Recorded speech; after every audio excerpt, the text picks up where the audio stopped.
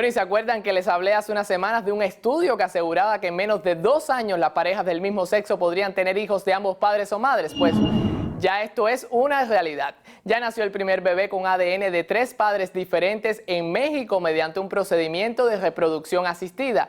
La madre del bebé y su esposo querían evitar transmitirle el síndrome de Leigh, una enfermedad genética hereditaria que ataca el sistema nervioso central y que había acabado con la vida de sus 2 primeros hijos. El bebé, quien tiene información genética de otra mujer también, ya tiene 5 meses y su nacimiento abre las puertas para que las parejas del mismo sexo puedan procrear hijos de ambos padres o madres. Y acaba de abrir en Atlanta la primera escuela pública en el sur de los Estados Unidos para estudiantes gays y transgénero, la tercera que se inaugura en los Estados Unidos luego de Nueva York y Wisconsin. Se trata de PARTE II, o la Escuela del Orgullo para estudiantes entre 8 y 17 años. El centro dice estar pensado como un ambiente seguro de aprendizaje para profesores, estudiantes y familias de la comunidad LGBTQ. La primera norma de la escuela nos sorprende: está prohibido el acoso o bullying, como se le conoce en inglés. Asimismo, las personas podrán usar los baños de acuerdo a su identidad de género y la admisión será abierta y antidiscriminatoria, porque podrán unirse a las escuelas todos, absolutamente todos, los que la consideren un buen espacio para aprender.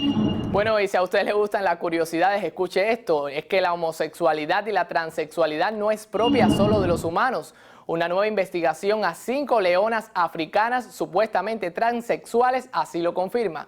Un grupo de investigadores ha estudiado durante casi 2 años a un grupo de leonas en Botswana que ha mostrado características y comportamientos propios de los machos de su especie. Bueno, las leonas muestran melenas, tienen más corpulencia que la habitual, marcan su espacio y tratan de aparearse con las hembras. El estudio concluye que estas leonas transexuales han sufrido alteraciones hormonales que les han disparado sus niveles de testosterona, teoría que parece bastante lógica puesto que ninguna de las 5 ha logrado embarazarse. Bueno, y esta es toda la información por esta semana. Con la actualidad noticiosa, como siempre, yo soy Alejandro Condis y los invito a que continúen con muchísimo más de Sobre Todos los Géneros en un programa dedicado muy especialmente al amor. Continuamos ahora con la segunda parte de esta interesantísima entrevista de este gran científico, el señor James Randi. Talking about the marriage, gay marriage, in the state of Florida. And before, will you get married before of everything changed already with the law? Well, I actually, I flew to Washington, D.C., because that's where it was first made legal and proper and accepted. Will you marry me? Was it you or was it him? Oh, I think we knew it from the very beginning, that would be the ideal situation. But it just wasn't legal yet, and it wouldn't have had any advantage for us. But now, of course, it is legal, and we have serious advantages. Now, let's talk about the fear, because that sounds very interesting to me. Fear on people, Yeah. because people want to believe what they want. Of course, yes. They'd like to believe that they will live to a certain period, and then they will die, and they will go to a Valhalla or whatever, go to a heaven of some kind. And I don't see any evidence of that. Right. Where are they all stacked? Then billions and billions and billions of human beings have died. Well, you're a very smart person that I know, and you know. And to me, you're a genius. We have many proof about that.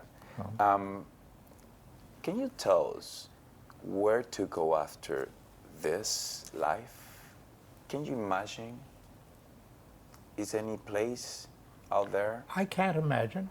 I'm willing to find out, mind you. Not yet. I'm still, like, see. No. I'm We okay, need you let me here. see. Yes, I'm fine. Yes, I think, yes, I'm going to last a bit more. But I have no fear of death whatsoever. That's the most It's important the end thing. of life. It's I've seen a couple of people die, and they did it with great grace. One of them was a relative of mine. Another was a very, very good friend of mine. And to go that way, just accept what comes along. You don't have much choice.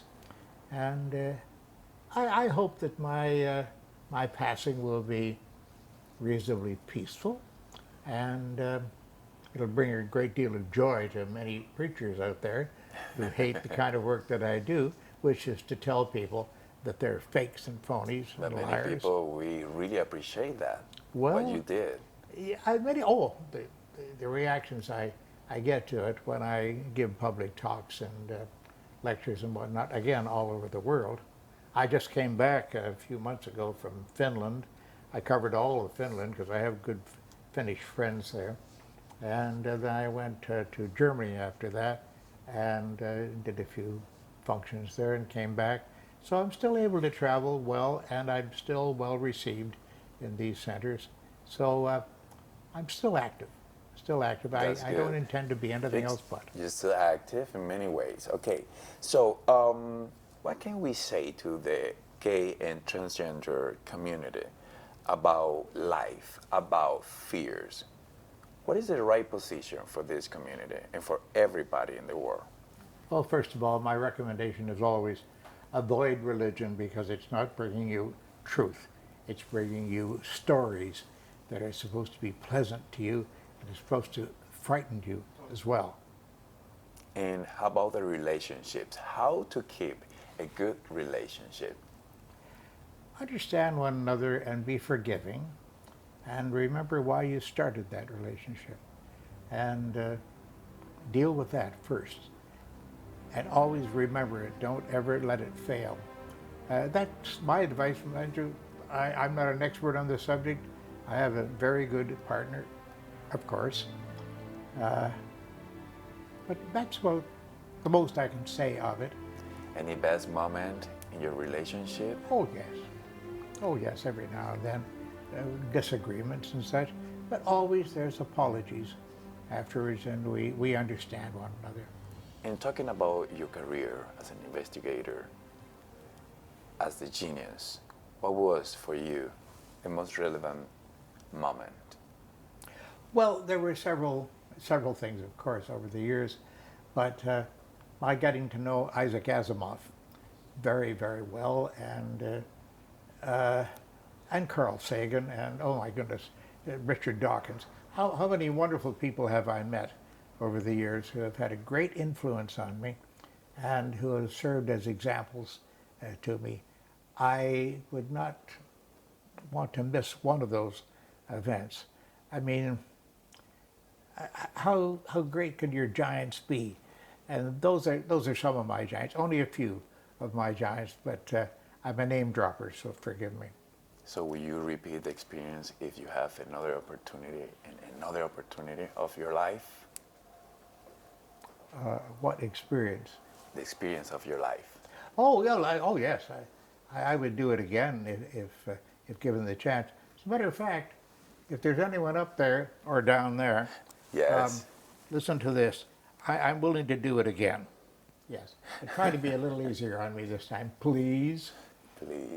Please give us just an advice or a message to everybody who is watching Sobre Todo Los Géneros right now.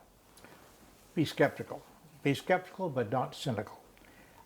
Don't believe what you're told by organized religion, because they have reasons to want to lie, to keep you afraid, to keep you constantly on the watch of doing something wrong. My mother, for example, lived in constant fear of doing something. She was raised as a Catholic, and in constant fear of doing something that God didn't approve of. Right. And I couldn't talk her out of it, unfortunately, but she lived a good life. She treated me very well. I got along well with her and such. There were arguments from time to time where we differed on religion, but that's to be expected. Be kind in your consideration of people who are not sharing your particular philosophy, because in many cases they need that escape. They need that promise up ahead. I think it's a false promise, but be patient with them, be kind, And the number of people, as I told you a moment ago, the number of people that have come to Davy and myself after the showing of a film who literally cry and say, "You've made a big change in my life." You can't buy that. As I've said so many times, you cannot buy it, you can't purchase it, you can't wish for it, you can't ask for it. This is something that signifies to me, certainly, and to Davy, that we have had some effect on people, and it's been a positive effect. Y así conocimos la opinión de cada uno por separado, el gran artista Davy y el gran científico James Randi. En el próximo programa los tendremos a los dos en el mismo sofá, hablando de su maravillosa relación amorosa. No se lo pierdan.